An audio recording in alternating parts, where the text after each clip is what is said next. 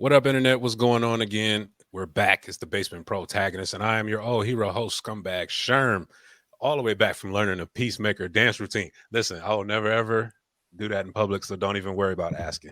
Fellas, what's going on tonight? Fresh Will, what's happening? What's What's happening, going fam? on? I can't call it, man. As usual, like I just mentioned, the Peacemaker dance routine. We're back to finish up discussion. Internets, you've been missing us. It's episode 7 and 8. Peacemaker. Let's talk about it.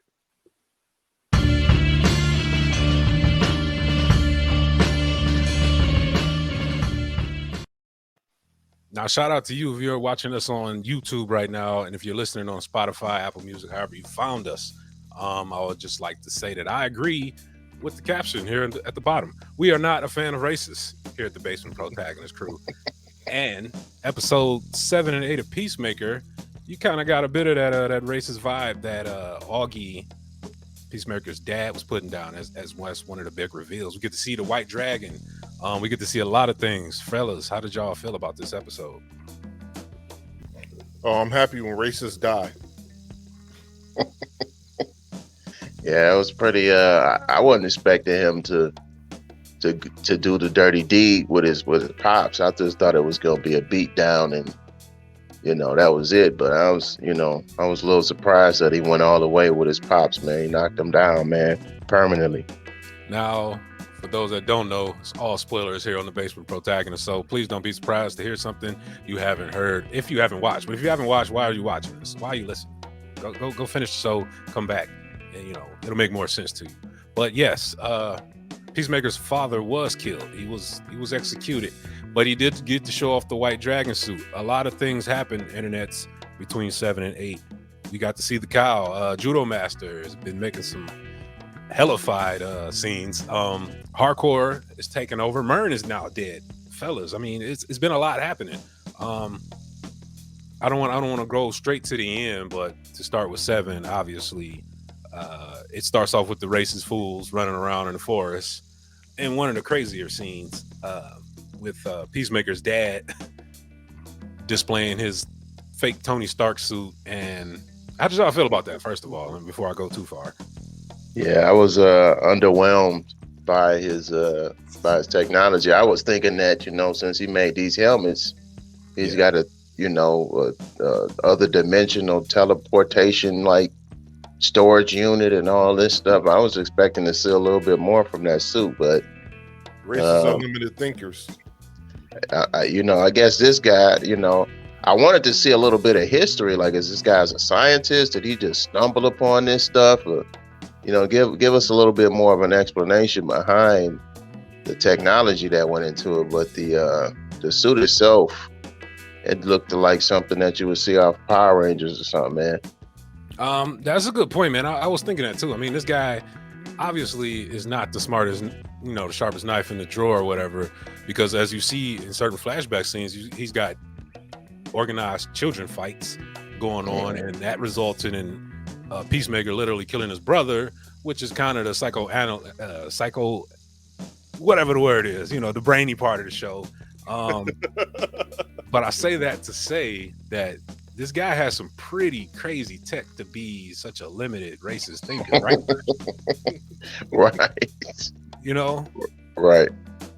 Racists are what they are, man. It was a triumphant feat when the racist got a bullet in his head. You know what I'm saying? I cheered on my couch.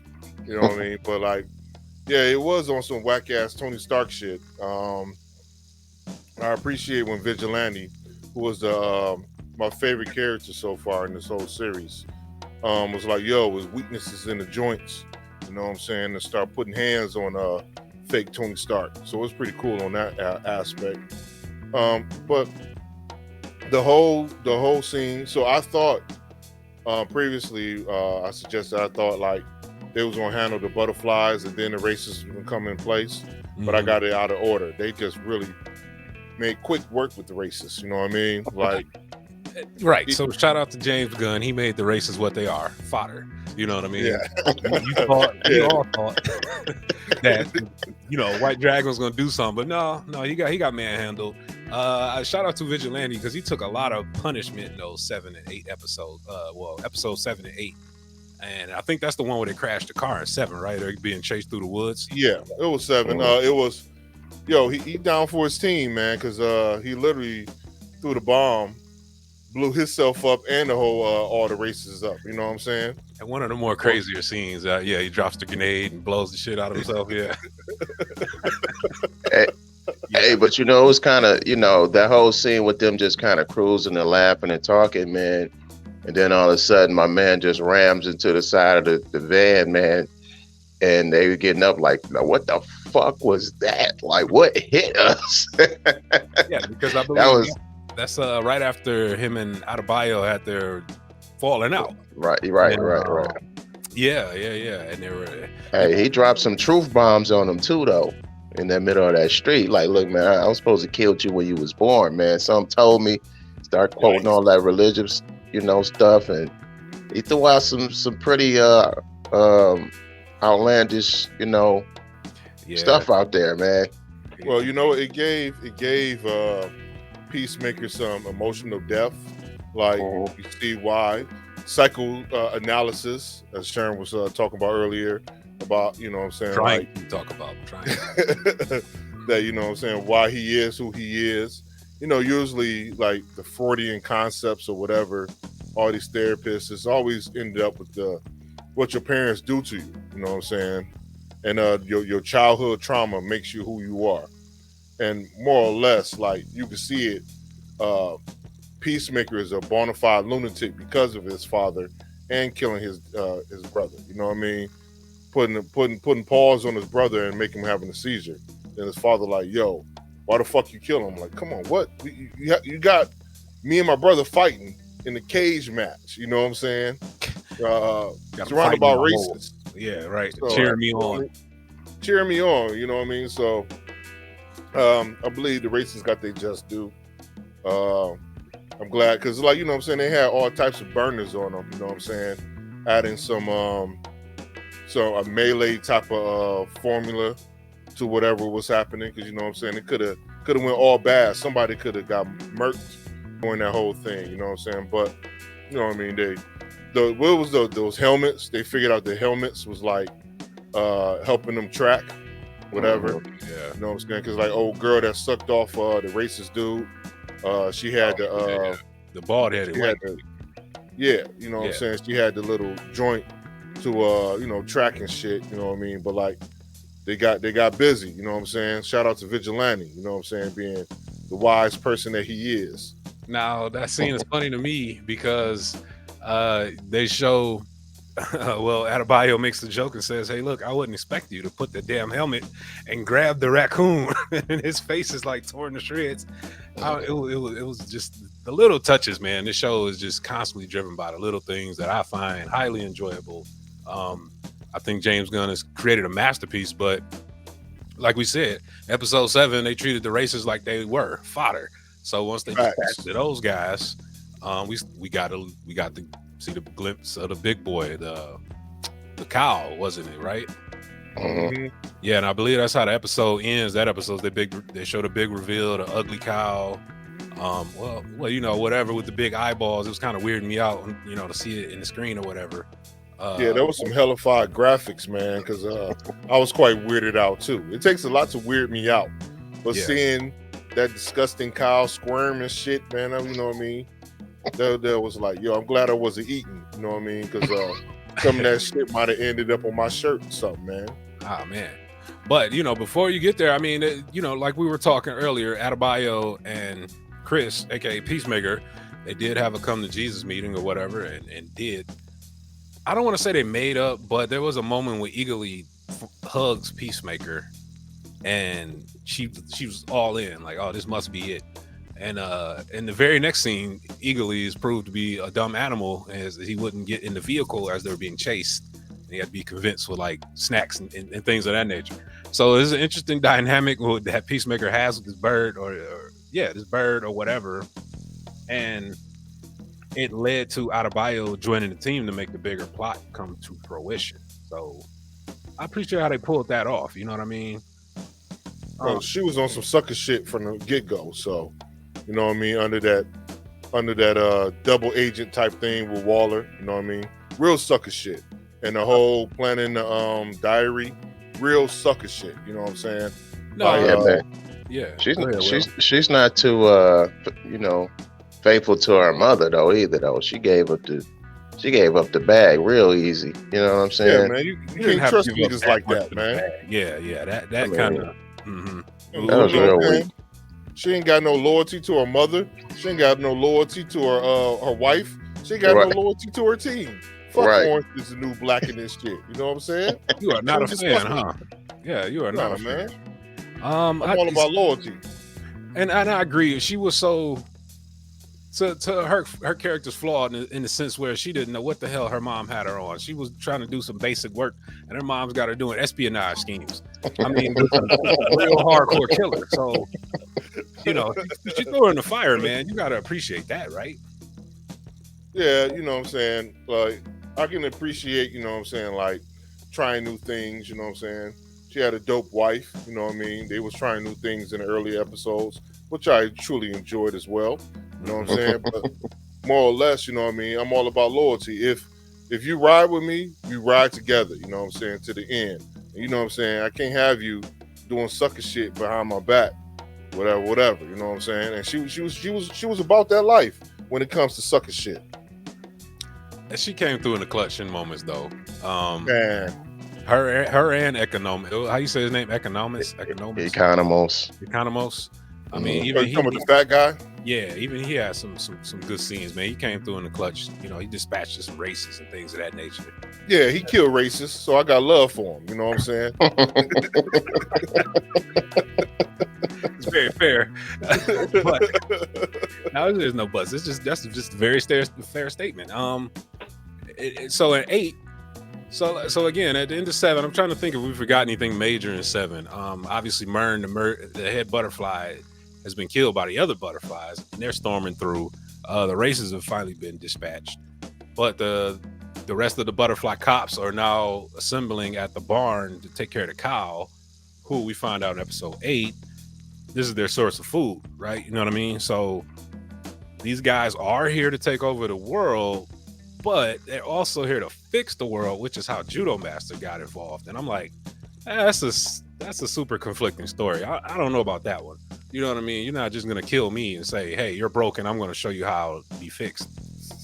So, I mean, you destroy your world, mm-hmm. completely obliterate your world. Essentially, you followed the same path we're on right now. Your people failed, so you decide to come to my world and basically overthrow it and basically take away my choice instead of trying to find a better way to show us the errors of our ways on some Clark shit. You know what I'm saying? Be the light for us. Don't take away my free will and say like, yeah, we're doing this for y'all, for your good, for your benefit. That's where they kind of lost me on that. Facts. They on some Bruce Wayne shit. You know what I'm saying? In the darkness. You know what I mean?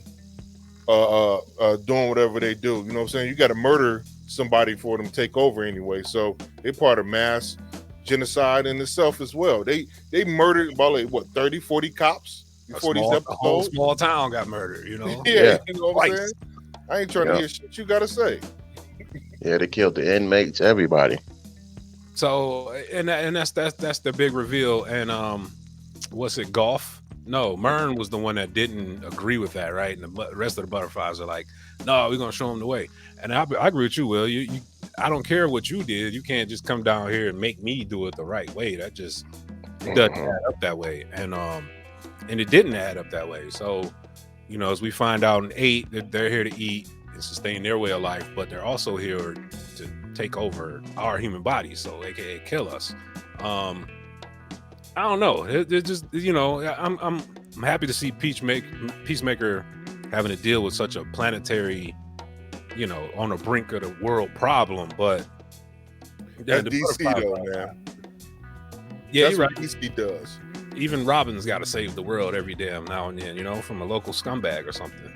Everything's a extinction level event, a cataclysm that if they don't stop somebody in the nth hour is going to destroy the whole population. It's always like that with DC though. You know what I mean? Even Peacemaker bucking his gun. You know what I mean? Like, you know what I'm saying? No eyeballs that shoot lasers. You know what I'm saying? No fish fucking.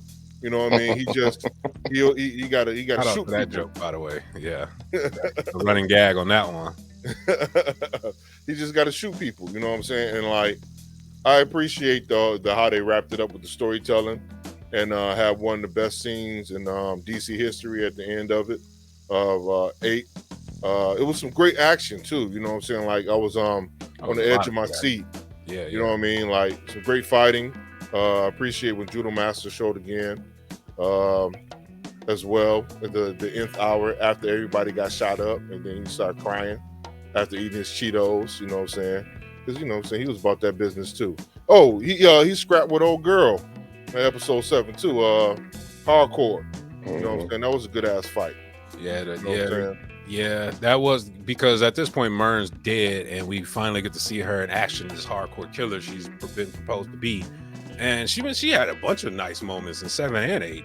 7, yeah, going toe to toe Judo Master, and 8 just the shootout in the forest. You know what I'm saying? So Yeah, I she agree with became you on that. HNIC. She was dope as hell for that. I think there was a good amount of writing, action, and, well, I guess writing and funny is the same thing. For instance, you know, in the beginning of 8, there's the scene where like Fresh mentioned, they had all the Peacemaker's helmets, and they're sitting there trying to decipher or discern which ones they want to use, and ended up losing like 3 out of the 5 immediately. You know what I mean? Just very clever stuff like that, and eagerly. But you know, my question is, like, why would you make something that anybody can activate with a voice command? Though, like, We shouldn't it be? discussed that. Shouldn't He's a it? racist. I mean, it should have been keyed to somebody's voice. You know what I'm saying? Nah, That was Racists, just. I told you, that goes back to racists have limited thinking. yeah, because but you said gravity helmet on or whatever, and the damn thing starts floating away. I'm like, oh no, it's just Right. and he's like, what are you doing? I didn't say anything. But yeah, no, I agree with Fresh. Well, I mean, this is one of those times with a writer, you got to go back and go, okay, this guy's an idiot racist in the middle of the field. Maybe there's more to how he did get the tech, and we're just not doing the research. But given what we know, my impression is this guy's just a moron, you know. And hey, gravity on. I mean, you see how his whole character honestly was fodder for the whole series. It's one of the better fodder characters I've ever seen, but it's still fodder, right? So Yeah, because I mean, they was kind of told this guy to be like some. Because I mean, if he gave Peacemaker these skills, you know, I'm thinking that the hand-to-hand combat was supposed to be on like a whole nother level, but he wasn't shit outside that suit, man. He was trash. yeah, Look, he was an old racist, you know what I'm saying? So, in just looking at it in realistic terms, you know what I mean, racism riddled the body away. You know what I'm saying? Scientific is proven that if you're a racist, you know what I'm saying, your bones thin out, you know what I'm saying, and you almost turn into mush from your racism. You know what I mean?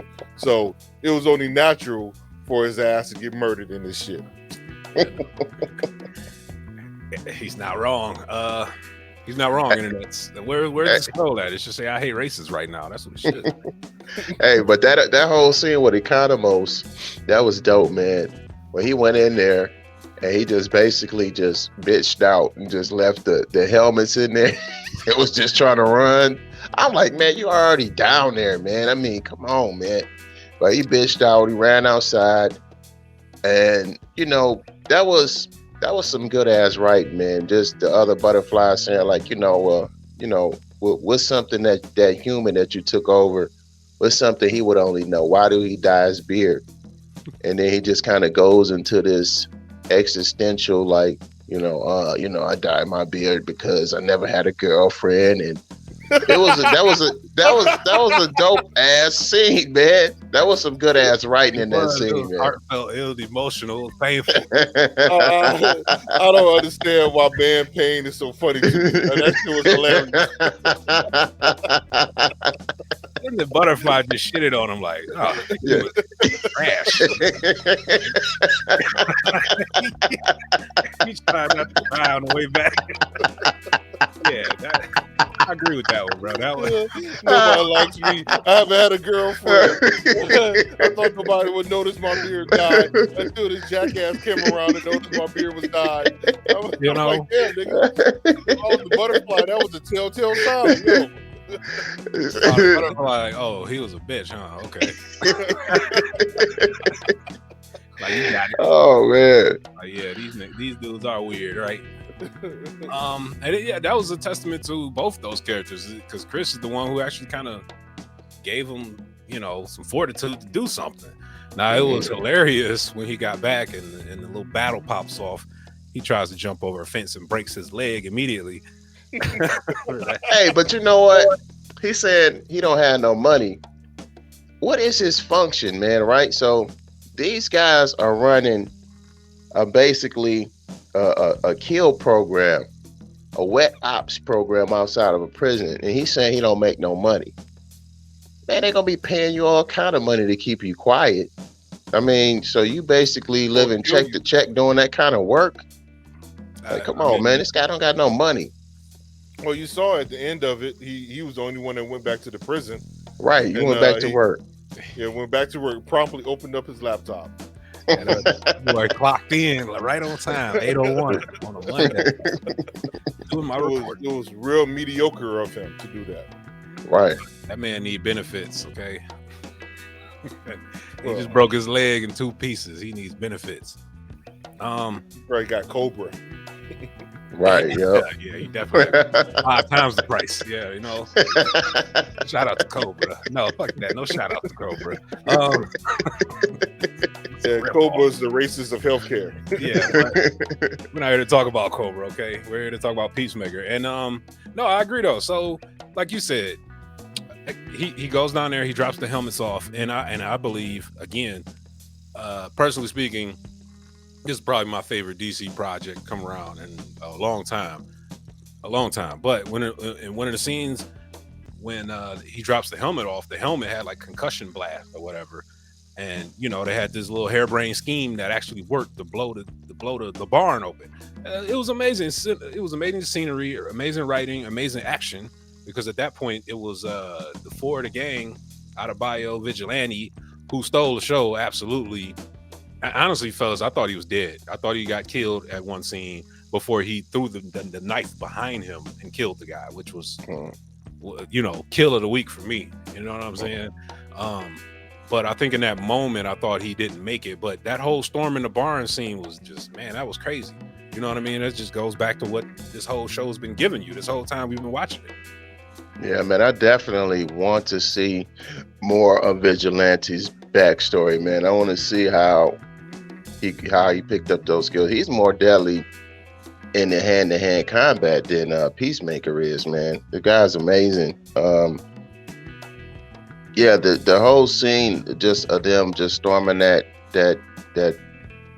barn was next level, man. The helmets was dope. When my man came out and said, "Hey, he just dropped this down here," and my man took off running for his life, but they ended up catching up with him anyway. And then they, do the voice command and just start blowing up the. It was just some dope ass writing, and then eventually it runs out of a charge, and they're like, "That's it. Now it's time to get busy with the blam blams," as Fresh would say. Mm-hmm. No, that's my type of action. They start pulling out the Roscoes and start going to work. You know what I'm saying? So, carving up flesh with them pistols. You know what I'm saying? So it was a spectacular fight scene, like Sharon previously said about Vigilante. You know what I'm saying? He did steal the show with a couple moves. I thought he was dead too. I thought Hardcore was dead too when she got shot in the back. You know what I'm saying? But because especially since it's almost like a offshoot of the Suicide Squad, and usually people that died during the Suicide Squad. You know what I mean? I was expecting somebody besides the black guy to die. You know what I'm saying? Yeah, I was expecting to lose one major person on the team. though. I was. expecting at least one or two people to drop Were But during you the episode. disappointed? Were you disappointed that didn't happen? Because I did feel the hardcore. I thought it was over for her. You know what I'm saying? I'm not disappointed. It's an amazing show, man. They looking at the numbers. Somebody might, maybe somebody was supposed to die, and they say, hey, these numbers are looking too good over here on HBO Max. No, you get to live to next season. that's Plus, true. But quite hardcore frankly, being somebody else should have died. Mern Yeah, should have been the only one to die. You know what I mean? That goes back to the stereotypes that has been proven for a lot of movies where Mern died. Like, come on, bruh. Like, no, because Mern was he was a already big, butterfly, man. right? Right. He was a sacrifice. He was he was a walking corpse. You know, Anyway, well, yeah, he's he a shouldn't zombie. have been fodder. I'm just saying. You know what I mean? He could have been a more complex character than he was. He was more than fodder than the racists were. You know what I mean? That So- wasn't a joyous death. So at this point, I don't want to say it was a joyous death, but you get why the sacrifice was made. It caused character development. First, the team had to come together because at the time they thought Mern had good intentions. Well, I guess technically he did, as opposed to the other butterflies. But somebody had to go for the team to grow. Now, it makes sense that hardcore, like we predicted, we thought she might have died, but it makes sense that she didn't. One, because James Gunn is, dating her, and two, because he kind of Christopher Peacemaker needed somebody to gravitate to. He needed something. But in the end, I thought it would have been great for his character development if she didn't make it. But at the same time, this guy deserves some kind of win, right? Like, remember, we've been following him since the Suicide Squad, and his character development has been crazy. John Cena's been doing his thing with his character. So how they can't kill hardcore off. I mean, she's the next person with any brains that could run the op. You know what I'm saying? true. Chris ain't there at that point, and then Vigilante is too much of a standout, breakout character for them to kill off. You know what I'm saying? So who else? You can't kill off Adebayo's, and No, then you can't kill her off because they already killed off Mern. Can't do that. yeah, and then you got Economos that would have done absolutely nothing. They could have done a lot. No, Economos getting dropped. Nobody wouldn't have cared about no Economos dropping. Yeah. Man. Yeah, No, you know what I'm saying? Because like he was going through a lot of man pain, and you know what I mean. He would have got his just desserts, like Nah, showing he that life. Listen, there was some stereotypes in there, and he was fat guy nerd stereotype. Okay. Yeah, man. You know what I'm saying? Like life ain't sweet. You know what I'm saying? Somebody got to die other than Mern. You know what I mean? Hey, but I thought that was kind of weak that day. Them butterflies was, all of a sudden they decide to start asking for help from old boy. Like, we need 3 sets of hands. We need you to help us get the cow away from here. I was like, are you out your goddamn mind? This does nothing to benefit me. Like, why would you even think to ask me this? But I do. I mean, yeah, they were desperate, but I mean, what kind of technology y'all using that you need 3 sets of hands anyway? You know what I'm saying? I mean, But I do. Go ahead. I'm sorry. I do like how it kind of broke down, and Adebayo was asking him in the hospital, like, "Hey, why did you decide to, basically side with us and go against the butterflies?" And he was, just that heartfelt moment of him just saying, like, I knew they was gonna torture y'all basically if I'd have went along with them. You know what I'm saying? They would have killed y'all. So I made that decision and I took them out. Yeah, as the street said, it was trying to rock them to sleep because that was like their last play. I mean, Oh yeah. When they came through with the ruckus and the butterfly queen is dying, yeah, I'm gonna tell you whatever the hell I need to hear. Now, honestly, I thought once Peacemaker walked into the scene, somebody might have tried that whole butterfly tactic on him. That's what I was honestly expecting. But Oh shit! when they gave it with, go ahead. Oh my bad. So yeah, man. Like you saying, trying to rock him to sleep. You know what I'm saying, and try to appeal to his emotional depth because she saw how fractured his psyche was in the dealings that they had in his trailer, where you know what I'm saying he was feeding her that splooge, you know what I'm saying, that cow splooge all down, whatever, for the butterfly, you know what I mean, and like she saw that he had some form of heart And you remember they even remarked about how Golf was trying to draw the peace sign on the jar that Cena had it in. You know what I mean? So like, I'm glad he wasn't suckered into it because I had a feeling he might have. But you know what I'm saying? Once he just said activate the headbanger, you know what I'm saying, and sent Orange and the New Black through the cow, you know what I'm saying, and guts and shit was flying everywhere. which So was yeah, a little ridiculous, but whatever, yeah. it was a Yo, little it's comedic. James Gunn. He's about that gore. Um, so with the season being over, okay, hardcore. Let's just wrap it up for the season. Oh, I'm sorry, episode 8. The cow's dead. Golf is trapped in a jar, which is weird to me. I'd have killed Golf. Like, we don't need you around. Oh yeah, he can't trust him at all, man. I At don't all. understand why he keeps letting him hang around. But essentially, Lonely. I mean, but no, he's gonna die a slow ass death. Like he's running out of food. He's only Yeah. had just that little bit of food in that jar, man. It's over with, man. Yeah. So basically, I'm gonna starve to death. I mean, he has no other food source, unless maybe they found more in that warehouse. It was a warehouse full of shit. They had two warehouses. They had the farmhouse and that other house, warehouse that they blew up or whatever. But I mean, that's a real slow death, man. You know, but yeah, just to kind of wrap it up, he's got, the visions of his father haunting him. You know what I'm saying? It was real existential, man. It was just solid ass writing all the way through, man. I enjoyed that final scene with the Justice League showing up, man. How y'all feel about that at the Justice League? One of the greatest scenes ever. Yeah, I think that's probably the greatest television scene in history, man. So that goes back to what we were saying in our DCEU gives you blue balls episode, because you had Jason Momoa and Ezra Miller come through and totally buy into all of that. Everything, James, buy into them jokes they've been dropping about fucking fish, all that kind of stuff. They bought right into it, and it worked. It absolutely worked. I was disappointed that we didn't get any vocals from Wonder Woman or Superman, but I understood it. You know what I'm saying? They probably weren't the tax for that.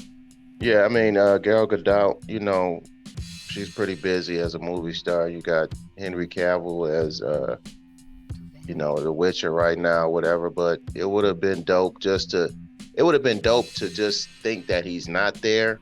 Mm-hmm. And then after Arthur says, "Yeah, fuck you, Barry," and then you just see him grin or say something too, just to see that, just that solidarity, man. That's what they need over at DC. Just buy into it, man. Just go with it. Just have fun. But you're dealing with egos, and people, are notoriously hard to deal with behind the scenes. So, but they did use his silhouette. But it was just a dope ass scene, man. Just Barry and just poking fun at Aquaman, and just him dropping the F-bomb. It was hilarious, man. It was totally unexpected, man. Yeah, and it also scaled the characters too. What type of scaling Peacemaker's on versus the big 4, the big 5. You know what I mean? At the end of the day, Aquaman shows up. He's a big deal. He's almost as bad as Arrow Guy, but he's not as bad. You know what I'm saying? But if he shows up in some kind of thing we got going on, he's probably going to shut the scene down. You know what I'm saying? So, yeah, it scaled the characters as well, the type of person Peacemaker is. Fresh alluded to it earlier in the episode. I didn't appreciate Adebayo backstabbing her mom like that, because where is the loyalty? I understand your mom set you up for some BS with this, but it's your mom and she gave you a job, bro. Like, what are we doing? You know what I'm saying? Now, again, as we talked about in previous episodes, that whole Amanda Waller being exposed thing, if that carries over to season 2, because there will be a season 2 of Peacemaker, I wonder how somebody's gonna feel the wrath of screwing Amanda Waller over. So even if it has to be her daughter, you know what I mean? They already got all this information on Peacemaker, on Vigilante, who Vigilante is a for real nut job. So, man, I'm looking forward to it. I really like the way it ended. It ended with some minor cliffhangers, but I think season 2 is going to come back, and it's just been a smash hit on the internet. So season 2 is definitely going to come back. Hey, I'll say this too. I have never really had much of an interest in like the secondary B and C listers, but this is showing that it's very promising, man. You could do a lot with those characters. It's not so rooted in history that like hardcore fanboys like myself. We're not judging every last second of a series against a book because we don't know these characters. So you kind of go into it with fresh eyes, and you can just kind of accept what's given to you. So I'm looking forward to what else they can do with these type of characters. Of course, I don't want it to just be a just Looney Tune crazy all the time, but I'm seeing that there's a lot of promise, and maybe they do need to kind of step away from the big three and start focus on like some world building outside. That's the main thing. That's what they did in this, is just built a world outside of it. They built it with the jokes, and then it was a huge payoff in that Justice League scene. But just build your world, have fun with it, introduce us to new characters, even if it's just a name drop. You know what I'm saying? Just have fun with it, and the fans will come. Yeah, naturally. Doubling back real quick, you know what I'm saying? Yeah, you brought up a valid point. Waller did give her a job. Old girl lost her job. Waller gave her a job. What's the first thing she want to do? Backstab her mama. Yeah. This is y'all hero? Right. This who y'all chose. Sucker shit. Yeah. Well, you put it like that. It's still Black History Month while we're recording this. So that's never a good look when you're betraying your black mama. Exactly. I don't know what the hell going on. That's why I got so much vitriol for Orange is the New Black. Like, come on. Black History Month. Trade your, you know what I'm saying? Your mama got you a job. You know what I'm saying? With benefits. You know what I'm saying? She didn't need to do that. You were totally underqualified for that position. Right. But she was lighting it with the blam blams too, though. She put in some work at the end. She saved hardcore, though. Yeah, I can understand that. But what she was running, a veterinarian school or a hospital or something? She wasn't. They lost their funding. Yeah, she wasn't thugging. You know what I'm saying? She wasn't handling that metal. You know what I mean? Yeah. She was injecting dogs. You know what I'm saying? Injecting dogs and all that stuff. You know what I'm saying? And she down her last, and her mama like, "Yo, I'm gonna hold you down." Moms, and what she gonna do? Snitch her out to the establishment. The whole in the press, in the media, all that. So that's another thing. I think season 2 we're gonna find out a lot. But that was dope having old girl show up for that. Just those little minor, on-screen cameos, man. That's dope, man. You just got to get your team to buy into the vision, man. So hopefully, and I don't know what the overall. I do know that this has been a hit from DC. I don't know what Gunn's angle is, but I think Gunn is clearly displaying, hey, I can hold this down. You know what I mean? Even if I'm not doing a Superman movie, I can show you how to tie it into the overall scheme of things. So again, I think Peacemaker scaled it beautifully, where the big boys are way up here, and you got guys like Will said, these amazing characters that might be bit level that are way down here. Guys like Wildcat and Canary, and hell, I even like Deadman. Shout out to all those DC characters, man. They're amazing personalities. It just needs the right people to bring it out of them. So I hope, like you or like us internets, that you really enjoyed this Peacemaker, because it's been a hell of a ride, man. I'm trying to go back and think of anything I've forgotten these last 2 episodes. We don't want to do a disservice to the internet, right, guys? No, I think we covered everything, though. True indeed. Agree. So, I mean, personally speaking, it's probably like top 5 DC for me. I'm probably going to re-indulge with it, and you can definitely be expecting more content about Peacemaker on the Basement Protagonist. You know what I'm saying, fellas? Obviously, I know you're all looking forward to it too, as well, right? Yeah, it's definitely now that you said that it's probably top five of all superhero shows of all time, whether it be Marvel or DC. Man, it's definitely up there, man. As in like an experience, then, like, yeah, Yeah, I yeah. was, so definitely, Daredevil. The This would probably Daredevil, be like my number two or something like that. Peacemaker. True. That's high praise. That's high Yeah. praise. very high praise. I can understand it too because I believe from the writing, it's going to have a lot of replay value Oh to the yeah. point where I might have, well, other connoisseurs of DC might be able to reference the show with jokes or Mm-hmm. one-liners from it. You know, what I'm saying that everybody just get it. You know what I'm Mm-hmm. saying? So I can see it going down a pantheon of the greatest. Mm-hmm. I can't say top five just yet because Marvel is what Marvel does, and the Netflix run had some amazing seasons of shows, especially Daredevil and Punisher. So I'm gonna have to give that some thought. Yeah, we're gonna have to definitely do a top 5 to 10 um, TV show list at some point. Yeah, non movie entities. I agree with that. I agree with that. I hope the internet agrees with us as well. Like I said, I hope it's definitely top five. But we're curious to see and hear what you think, internets, and you can do that by liking, subscribing, and commenting at the Basement Protagonist. You can find us on Facebook, at our Facebook page rather.